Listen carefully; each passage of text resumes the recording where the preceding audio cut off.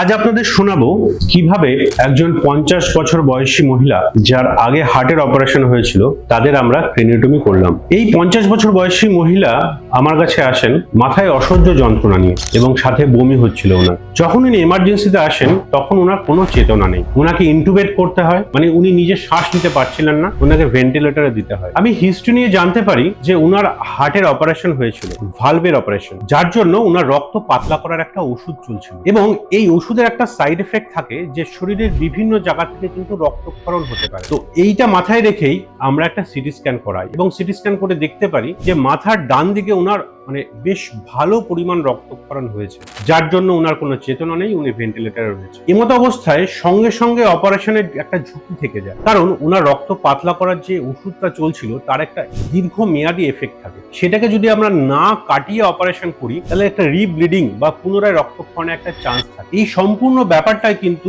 আমি ওনার বাড়ির লোকের সঙ্গে আলোচনা করি, তারপরে আমরা সাদা রক্ত দিই, ভিটামিন কে দিই এবং সেই রক্ত পাতলা করার ওষুধের এফেক্টটা কাটিয়ে আমরা একদিন পরে অপারেশন করি। এবং অপারেশন করার পরে 3 দিন পর্যন্ত উনি ভেন্টিলেটরে ছিলেন এবং তারপর আস্তে আস্তে আমরা ভেন্টিলেটর থেকে ওনাকে বার করি। এই ক্ষেত্রে আমি বলে রাখি, ওই যে রক্ত পাতলা করার ওষুধটা চলছিল সেটা যদি আমরা অনেকদিন ধরে বন্ধ করে রাখি তখন কিন্তু আবার একটা স্ট্রোকের চান্স থাকে, কারণ ওনার যে হার্ট ভালভটা রয়েছে সেটার কিন্তু ক্লট ফর্মেশন হতে পারে সেটার আশেপাশে, সেখান থেকে স্ট্রোকের একটা চান্স থাকে। এটা একটা শাখের করাতের মতো পরিস্থিতি হয়ে গেছিল। যদি আমরা আবার ওই ওষুধটা চালু করি তাহলে মাথায় আবার রক্তক্ষরণ হতে পারে, যদি বন্ধ রাখি মাথায় স্ট্রোক হতে পারে। এরপরে আমরা আস্তে আস্তে রক্ত পাতলা করার ওষুধের ডোজটা বাড়াতে থাকি। এরপর অপারেশনের 7 দিন পরে যখন আমরা পরীক্ষা করে দেখি উনার রক্ত পাতলা হওয়ার যে পরিমাপটা আমরা করি এপিডিটি পিটি আইনার দিয়ে, সেটা অপটিমাম পর্যায়ে পৌঁছেছে, তখন আমরা ওনাকে ডিসচার্জ করি। যাদের হার্টের অপারেশন হয়েছে বা যাদের আগে স্ট্রোক হয়েছে এবং রক্ত